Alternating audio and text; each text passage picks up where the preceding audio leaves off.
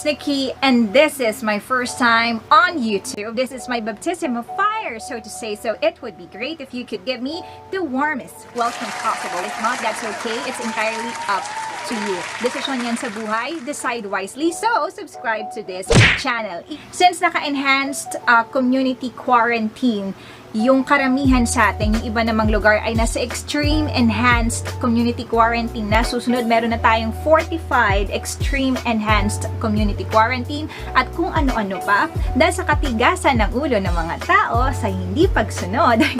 Kaya napag-isipan ko na to do something valuable about my time, and that is content creation. I don't want to create something just because it's trending. I want to create something that is really close to my heart, such as things that I really do, I believe in, I strongly believe in, I enjoy, and most importantly, things that you and I may find meaningful and entertaining as well. Bunsod nga ng COVID-19 pandemic, ang una kong tatalakayin o ibabahagi dito sa aking YouTube channel ay aking mga tips. Tips on how to stay sane at home by making your well-being better or by maintaining or making your well-being better. Ano nga ba yung well-being na yan? Okay, according to this website, ayan, ipakita natin.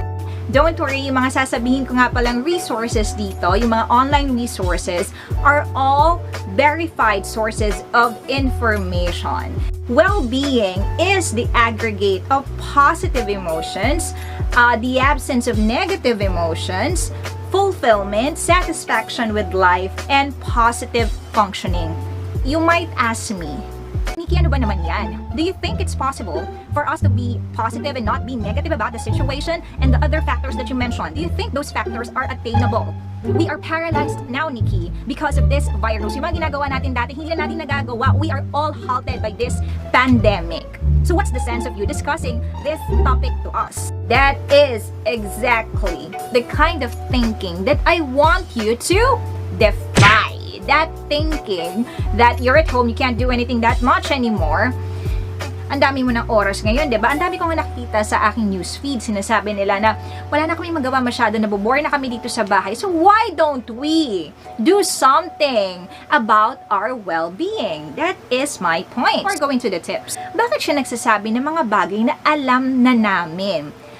Ito yung aking pananaw dyan. I do not underestimate the power of reminding people. Dahil baka doon sa oras na ni-remind ko kayo, magkaroon kayo ng realization. And that realization may lead to or may catalyze an action on your end. Tip number 1. Eat mindfully.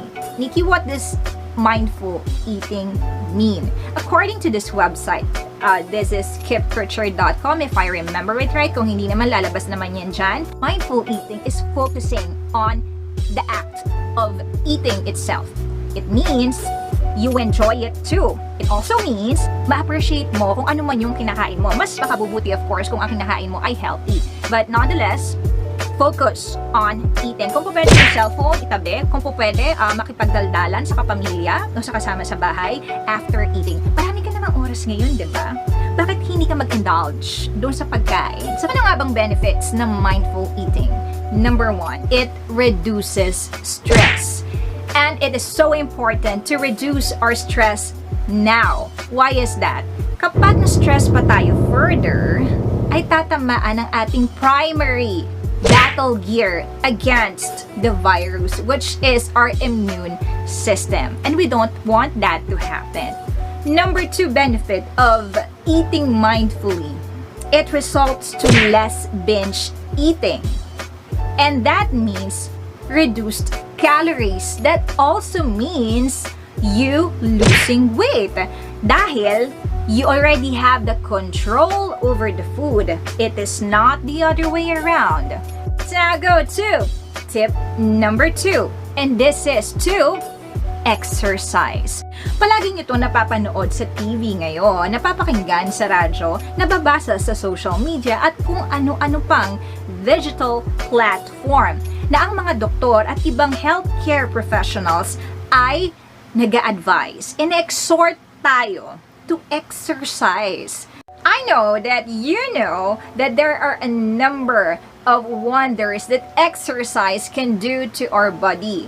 There are neurotransmitters and hormones that exercise helps the brain to release. Ito yung mga yon. Let's first go to serotonin. It regulates our mood.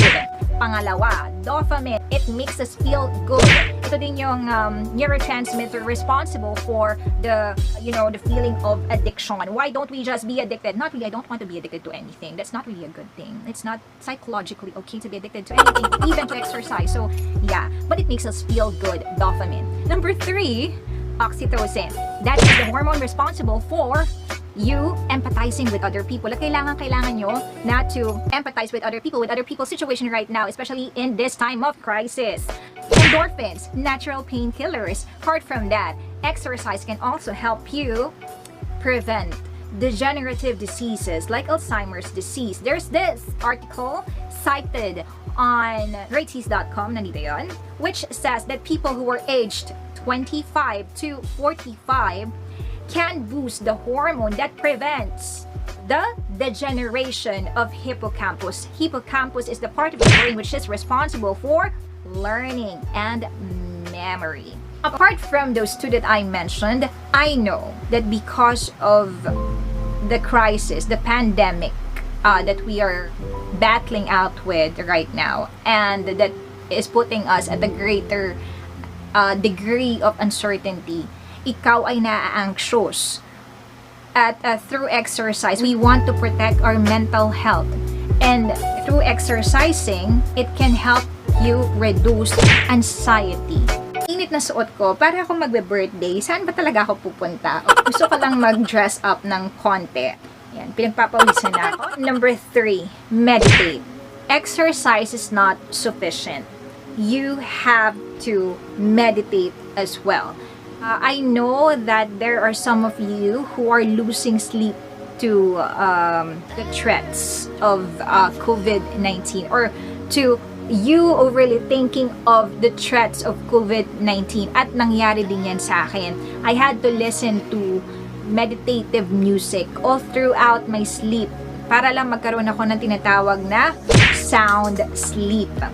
Although, dati ko pa naman din pinapractice ang pag-meditate, hindi pa man din pandemic yung COVID-19 noon, I was so worried. I was overly thinking about it. So, I had to put on a meditative music while sleeping. Meron ding guided meditation that you can find on YouTube. Ang pinakamahaba akong nakita na guided meditation ay 3 oras. Although exercise can also help you sleep soundly, meditation can further help you sleep soundly.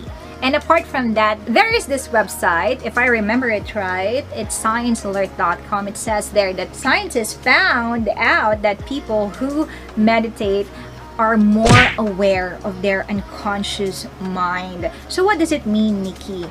You can better decide on things. Okay, for example, you have this goal of exercising. Katulad nga nung nasabi ko kanina, kailangan mag-exercise para ma-toughen up yung immune system. But you don't feel you don't feel like exercising. But because of you better deciding on things through the aid of meditation, you're not gonna go by what you feel. You're gonna go by what you think, or with your plan. Looking at the bigger picture, isipin nyo ito mabuti ha. Every decision that you make now is very crucial. Lalo na at we are faced with so much uncertainty. At kahit ganun pa man din, if you better decide on things, definitely, it will pay off. Tip number 4. Number 4 na nga ba tayo? I'm losing count. Okay. Tip number 4.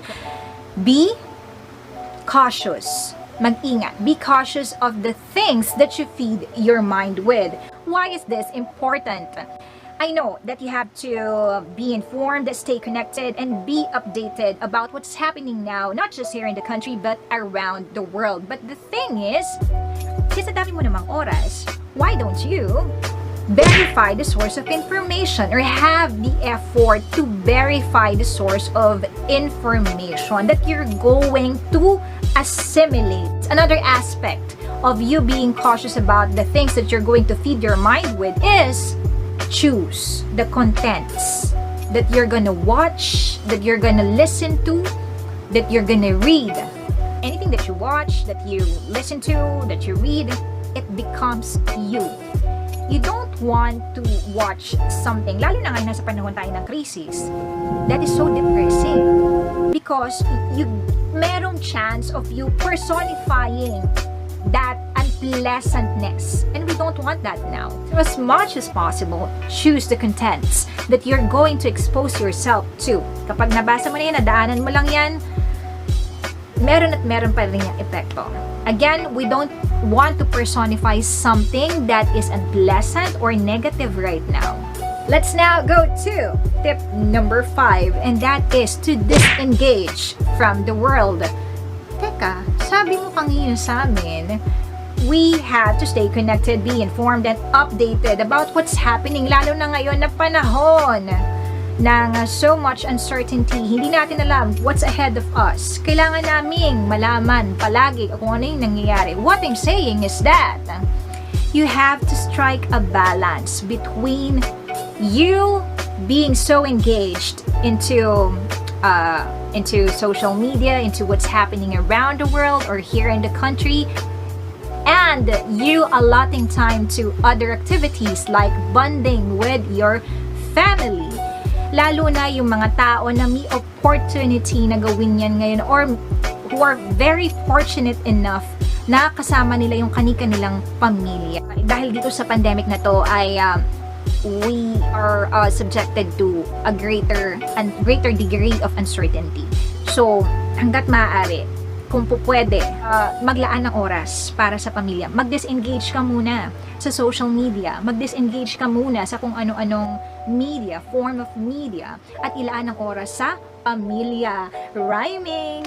Okay. I don't want to verbalize that kind of negativity, but we have to be realistic. As long as you're given that opportunity to spend time with your family or to do things that you want, like to hone a skill or to brush up on a skill, do it. Okay? Before it is late. We don't want to verbalize negativity. Nikki, you just said it. Ano ka ba? Okay, let's now go to tip number 6. And that is rekindling or strengthening your spirituality. This is not synonymous to religiosity. Spirituality is acknowledging that there is a higher being, and because of that acknowledgement, you form a relationship, you form a personal relationship with your God, whoever your God is. Allah, Yahweh, Jesus, kung sino man yan. Let's now go to my last tip, which is to believe or have that belief that this will end. I think that belief is a form of energy that when you send it out to the universe, it becomes a reality. Okay? It must be an undying belief that this will end. Importante yan. Okay, guys, let's just have a recap of the things that can make you stay sane at home. Number 1, eat mindfully. Number 2, exercise. Don't just be a seasonal exerciser, be a regular exerciser and do it now. The operative word is now. Number 3, meditate. Of course, exercise is not sufficient. You have to meditate. Number 4, be cautious of the things that you feed your mind with. Number 5, you also have to disengage. Okay, let's all aim for balance. Number 6, spirituality. Strengthen or rekindle your spirituality for those who believe that there is a God that ordains the world. The last one, the belief, the undying belief that this will end. You have to send it out to the universe for it to become a reality. Thank you so much for watching this video. I hope I made sense. If you like the content, if you like kung ano man yung mga pinagsasabi ko dito, subscribe to my channel. And kung meron man kayong kakilala na needs to hear this or needs an uplifting of some sort, send this video or send talaga, share this video to that person. Thank you so much. This has been Nikki. At ano pa nga ba? Guys, please take care not just of yourselves, not just of your loved ones, but also of other people. Thank you so much. Bye. We can get through this. Bye.